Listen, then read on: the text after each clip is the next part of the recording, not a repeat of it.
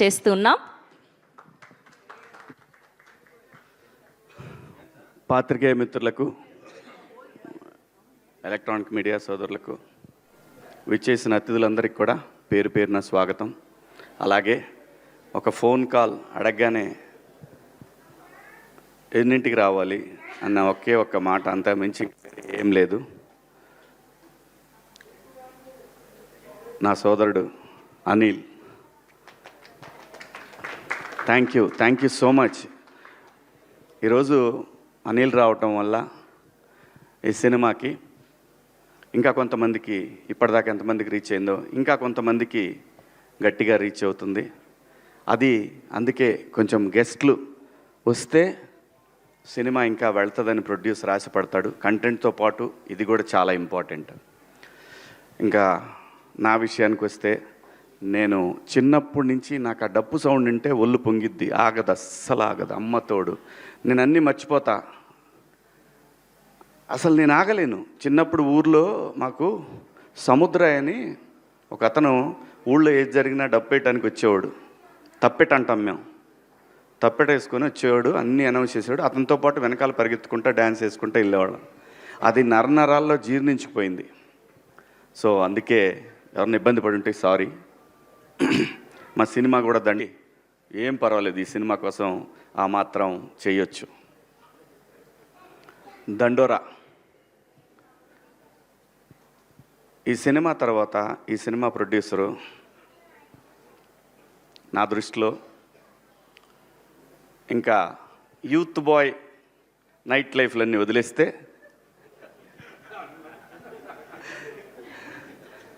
చాలా చాలా చాలా చాలా టేస్ట్ ఉన్న, ఆ పేర్లు ఉన్నవాళ్ళే, ఆ బెనర్జీ అనే పేరు ఉన్నవాళ్ళు, వాళ్ళ వైబు, వాళ్ళ థింకింగు. నేను ఇండస్ట్రీలో తిలక్ గారు అనే ప్రొడ్యూసర్ ఉండేవారు, ఆయన పూర్తి పేరు కూడా బెనర్జీ గారు అని ఉండేది. ఆ బెనర్జీ అంటే కమ్యూనిస్టులకు ఎక్కువ పెట్టుకునేవాళ్ళు ఈ పేర్లు. కమ్యూనిస్టుల ఫ్యామిలీస్లో ఉన్న వాళ్ళల్లో ఎక్కువ ఈ బెనర్జీ అనే పేరు పెట్టుకునేవాళ్ళు. సో చాలా చాలా చాలా అంటే అండి, సినిమా డబ్బులుంటే తీయొచ్చు, డబ్బులు ఎవరిని ఇస్తే తీయొచ్చు, కానీ కథను సెలెక్ట్ చేసుకుంటాడు చూసారా, అది అందరితో సాధ్యమయ్యే పని కాదు. 100% డబ్బులు మనం అన్ని బిజినెస్ల్లో బ్రహ్మాండంగా తోపులం బ్రహ్మాండంగా చేశామని అనుకుంటారు, కానీ భగవంతుడికి ఒక్కొక్కడికి ఒక్కొక్క టాలెంట్ ఇస్తాడు. డబ్బులు ఇవ్వకపోవచ్చు, డబ్బులు అవే వస్తాయి. సరస్వతి ఉంటే లక్ష్మి నడుచుకుంటా వచ్చేస్తాయి. అంటే అలానే ఆయన దగ్గర డబ్బు లేదని కాదు నా ఉద్దేశం. కథని సెలెక్ట్ చేసుకోవటం దగ్గరే ఏ ప్రొడ్యూసర్ సక్సెస్ అయినా కానీ దానికి పునాది అదే. అలాంటి ఐక్యూ ఉన్న, దండిగా ఉన్న నిర్మాత బెన్నీ గారు. డెఫినెట్గా ఈ సినిమా తర్వాత ఆయన్ని చూసే విధానం మారిపోద్ది. అలాగే దర్శకుడు, సినిమా అంటే ఎవరికి ఇష్టం ఉండదండి, ఎవరికి ప్యాషన్ ఉండదు.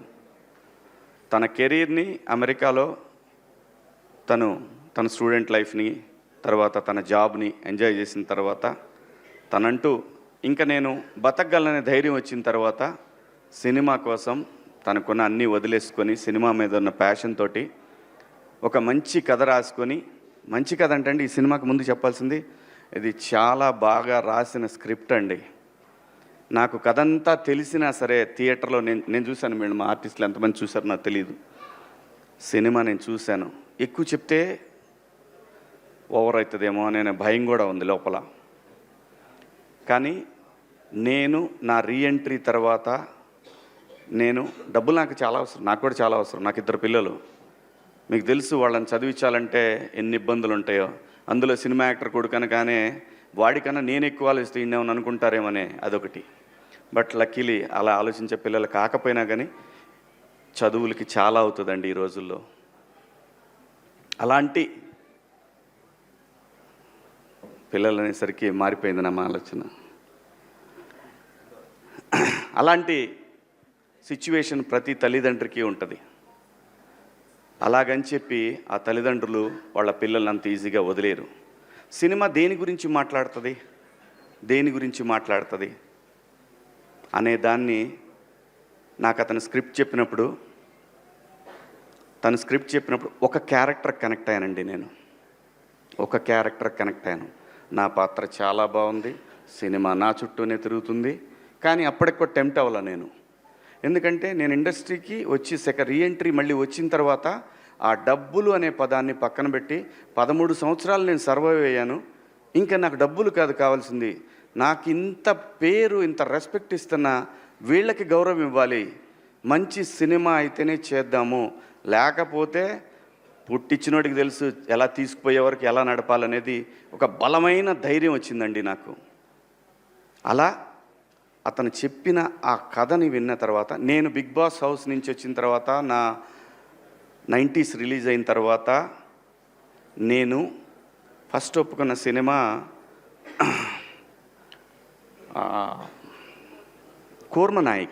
కూర్మనాయక. అది చాలా గ్రాఫిక్స్తో ఉన్న సినిమా, ఒక నెగిటివ్ క్యారెక్టర్ నాది, నాకు బాగా నచ్చిన కథ అది. దాని తరువాత కోర్టు కాదండి నేను ఒప్పుకుంది, ఈ సినిమా.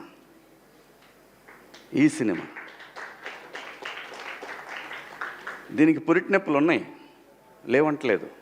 ఆ కారణం చేతనే నాని గారు తొందరగా అయిపోయింది, కానీ బెన్నీ కదా కొంచెం కష్టం ఉంటుంది. ఉండాలి, ఉంటేనే రెస్పాన్సిబిలిటీ ఉంటుంది, లేకపోతే కష్టం. అలా ఈ సినిమా 90s చేసిన నవీన్ మేడారం అని ఆయన నిర్మాత, దానికి సిరీస్కి ఆయన ద్వారా వచ్చారు ఈయన నా దగ్గరికి. ఈయన వచ్చినప్పుడు ఫస్ట్ నాకు పిచ్ డెక్ పంపించమని చెప్పాను నవీన్ మేడం, అది పంపించారు. ఆ తర్వాత ఆయన కథ చెప్పారు, వచ్చి నాకు కథ చెప్పారు. అదంతా వింటున్నాను కానీ నేను ఎక్కడ టెంప్ట్ అవ్వలేదు. ఓకే బాగుంది, బాగా రాసుకున్నాడు.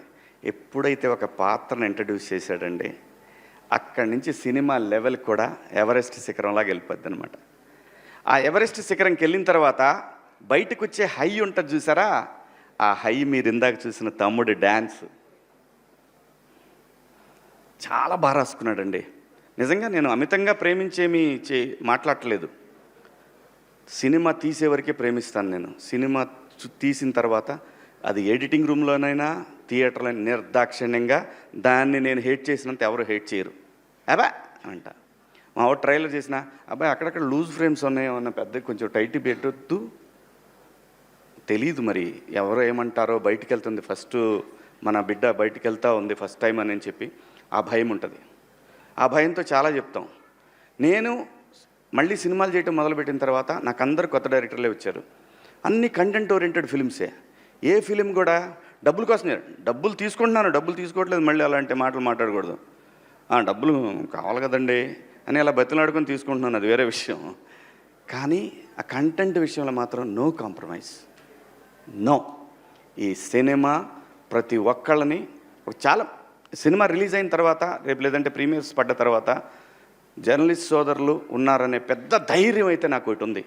ఎందుకంటే మీరు రీసెంట్ డేస్లో వాళ్ళు మీరు చూశారు, ఒక ప్రీ వెడ్డింగ్ షో కానీ ఆ తర్వాత వచ్చిన 2-3 సినిమాలు కానీ వాళ్ళు బ్రహ్మరథం పట్టిన విధానం, అది ఇండస్ట్రీకి శ్రీరామరక్ష, నిర్మాతలకి శ్రీరామరక్ష.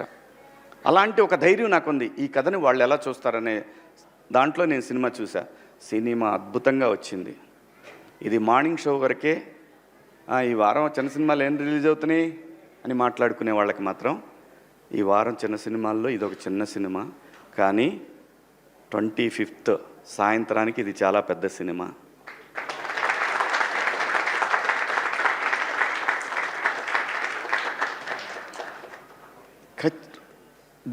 అంటే ఏ రేంజ్ అనేది నేనేమని చెప్పడానికి, అందరికీ నచ్చే సినిమా, 10 మందికి చెప్పే సినిమా.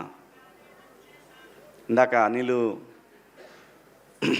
నేను ఒక విషయంలో మాట్లాడుకున్నప్పుడు ఈ సినిమా మనం మన తాతల నుంచి చూస్తున్నాము, మన నాన్నని చూసాము, మనము చూసాము, మన తర్వాత జనరేషన్స్ ట్విట్టర్లో కులం గురించి కొట్టుకునేది చూస్తున్నాము. ఎన్ని తరాలైనా మారిన ఈ అంశాన్ని ఏదో ఒక తరం వదిలేస్తానే దాంతో ఈ తరం ఫైట్ చేయాల్సిందే తప్పదు. ఆ కులం గోడ చుట్టూ ఉన్న ఒక మ్యాజిక్ ఉంది ఈ సినిమాలో. ఆ మ్యాజిక్ని ఫస్ట్ డే కాపీ చూసేటప్పుడు నేను సినిమా అంటే ఈ సినిమా తర్వాత నా రెమ్యునరేషన్ ఎంత పెరిగి దాంతో కాదు, నా జడ్జిమెంట్, నేను మళ్ళీ సినిమాలకు వచ్చే కదా నా జడ్జిమెంట్ కరెక్ట్గా ఉందా లేదా అనేది తెలుసుకోవడానికి నేను చేసే ప్రయత్నంలో డైరెక్టర్ గారిని అడిగాను, మురళి గారు మీకు ఒక ఆత్మ ఉంటుంది, సోల్, సోల్ మీద మీకు మాట చెప్పుంటుంది. ఫస్ట్ టైం నువ్వు సినిమా చూసుకున్నప్పుడు చెప్తుంది. ఏ డైరెక్టర్కైనా సరే, అది ఫెయిల్యూర్ అయినా హిట్ అయినా ఏ డైరెక్టర్కైనా ఒకటి అనిపిస్తుంది. మీరు నాకు చెప్పిన కథని ఒక 75% తీసారా? ఇది ఎందుకు అడిగానంటే యాక్చువల్ 50 తీస్తే చాలు ఈ సినిమాకి. 75% తీశానని మీ ఆత్మ చెప్తుందా మీకు అని అంటే ఆయన అన్న ఎగ్జాక్ట్ వర్డ్స్, సార్ అందరూ ఓవర్వెల్మింగ్గా ఉంది సార్, భయం వేస్తుంది నాకు, కానీ నేను ఒక 80% తీసా అనుకుంటున్నాను సార్ అని అన్నారు. ఎగ్జాక్ట్గా ఇదే మాట మాట్లాడారు ఆయన. చాలు 50 తీస్తే చాలు, నువ్వు 80 అనుకున్నావు అంటే ఖచ్చితంగా 60-70 దాకా వచ్చి ఉంటుంది, అది ఏం ప్రాబ్లం లేదు. చాలా మంచి సినిమా తీశాడండి. ఇలాంటి సినిమా మీరు ఆదరించాలా వద్దా అనే విషయం ప్రేక్షకులది. అడగాల్సిన బాధ్యత మాది. అలాగే మీడియా మిత్రులు మరొకసారి ఖచ్చితంగా అడగాల్సిందే. అలాగే ఈ సినిమాలో పనిచేసిన టెక్నీషియన్స్ వెంకట్ గారు కానివ్వండి,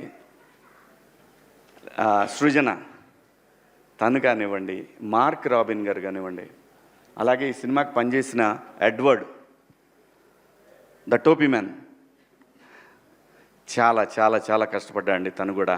అంటే ఆర్టిస్టుల్ని ప్రొడ్యూసర్ని మేనేజ్ చేయటం అంత ఈజీ కాదు. చాలా చాలా డీసెంట్గా డిగ్నిఫైడ్గా బిహేవ్ చేసి సినిమాని ఎక్కడా కూడా తగ్గకుండా నీట్గా ఒక కాపీ దాకా వచ్చేటట్టు పనిచేసిన తను కానీ, మేనేజర్గా పనిచేసిన మా రెడ్డి గారు కానీ, ఇలా అందరూ ప్రతి ఒక్కళ్ళు అండి మా ఆర్టిస్టులు అందరూ, సుబ్బారావు గారు, మిగతా మా రాఘవేంద్రరావు గారు, జూనియర్ రాఘవేంద్రరావు గారు, అందరండి. ఇతను చూస్తే కోపం వస్తుంది, మీకు చంపేద్దాం అనిపిస్తుంది రేపు సినిమాలో. అలాగే ఆయన సుబ్బారావు గారిని చూసిన మిత్రులు, ఆయన్ని చూసిన, ఇదిగో ఇతను చూస్తే ఇతను కనపడితే ఎక్కడ కనపడతాడని అడుగుతారు. ఉంది చాలా మ్యాటర్ ఉందండి సినిమాలో. చాలా బాగా తీశారు సినిమాని. ఖచ్చితంగా చాలా మంచి సినిమా. ఈ సినిమాలో మేము పనిచేసామని చెప్పుకొని ధైర్యంగా ఆర్టిస్టులు అందరూ చెప్పుకునే సినిమా. ఈ సినిమాలో నాకు బాగా నచ్చిన పాత్రల్లో బిందు మాధవి గారి పాత్ర ఒకటి. ఏమండి, మన దగ్గర చాలామంది ఆర్టిస్టులు ఉన్నారండి, చాలామంది. ఎట్లాంటి ఈగోకి పోవసరం లేదు. మనిషి జీవితమే ఈగోల మయం. ఎలాంటి ఈగోలు పోవాల్సిన లేదు. మీరు పాత్ర ఇచ్చి చూడండి, భారతదేశంలో ఏ నటుడికి తగ్గకుండా పనిచేసే ఆర్టిస్టులు ఇక్కడ ఉన్నారు.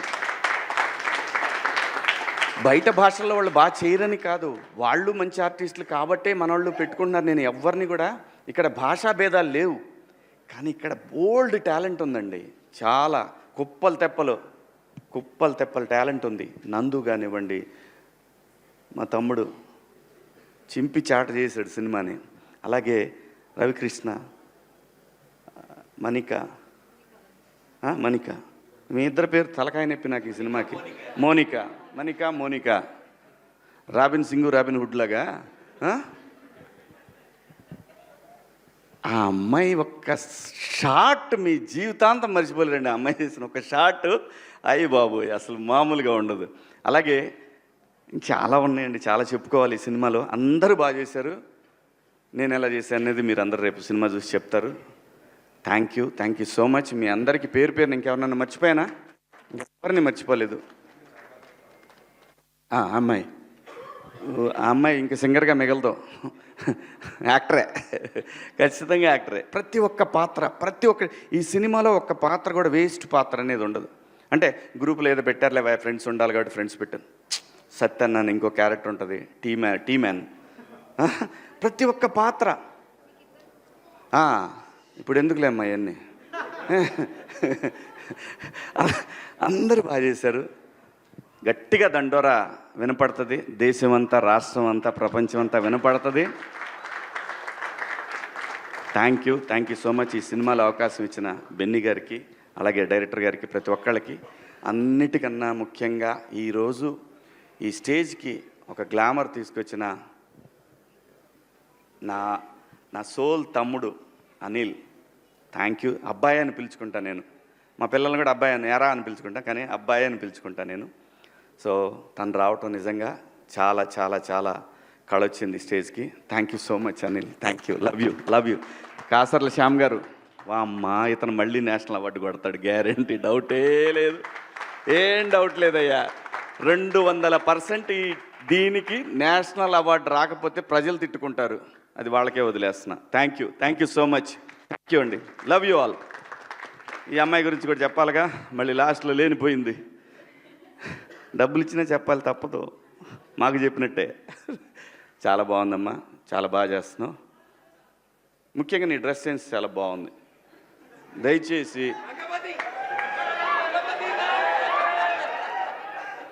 ఇంకో విషయం చెబుతున్నా, అమ్మాయిలు హీరోయిన్లు ఏ బట్టలు పెడితే వేసుకొని పోతే మనమే దరిద్రం అనిపించాల్సి వస్తమ్మా.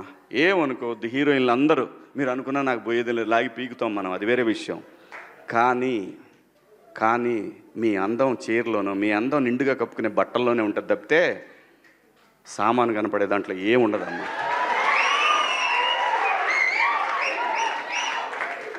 అవి వేసుకున్నంత మాత్రాన చాలామంది చూసినప్పుడు నవ్వుతూ అంటారు, కానీ దేద్రమ్ముండ ఎలాంటి బట్టలు ఎందుకు వేసుకుని కాస్త మంచి వేసుకోవచ్చుగా, బాగుంటావు కదా అనాలనిపిస్తుంది లోపల, అనలేము. అంటే మళ్ళీ నేను స్త్రీ స్వాతంత్రం లేదా స్వేచ్ఛ లేదు. స్త్రీ అంటే ప్రకృతి, ఎంత అందంగా ఉంటే అంత గౌరవం పెరిగిద్ది. ఈ ప్రకృతి అద్భుతంగా ఉంటుంది. అలాగే స్త్రీ మా అమ్మ చక్కగా ఎప్పటికీ గుండెల్లో కనపడతా ఉంటుంది, ఒక సావిత్రమ్మ కానీ ఒక సౌందర్య కానీ. అలాగే ఈ జనరేషన్లో ఇంకా చాలామంది, రష్మిక, చాలామంది అమ్మాయిలు ఉన్నారు. వీళ్ళందరూ ఇంపాక్ట్ క్రియేట్ చేశారు కాబట్టి అమ్మటే చెప్పగలుగుతున్నాం.